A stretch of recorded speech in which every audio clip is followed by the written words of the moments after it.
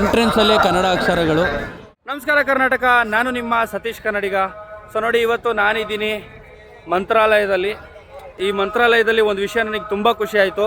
ಏನಪ್ಪ ಅಂತಂದರೆ, ಇಲ್ಲಿರುವಂಥ ಕನ್ನಡ ಅಕ್ಷರಗಳನ್ನ ನೋಡಿ ತುಂಬ ಖುಷಿ ಆಯಿತು. ಯಾಕೆಂತಂದರೆ ಇದು ಆಂಧ್ರ ಪ್ರದೇಶದಲ್ಲಿ ಇದ್ರೂ ಕನ್ನಡ ಅಕ್ಷರಗಳಿಗೆ ಜಾಸ್ತಿ ಒತ್ತು ಕೊಟ್ಟಿದ್ದಾರೆ ಅಂತ ನನಗನ್ನಿಸ್ತು. ಸೊ ಅದನ್ನ ನೋಡಿ ತುಂಬ ಖುಷಿ ಆಯಿತು.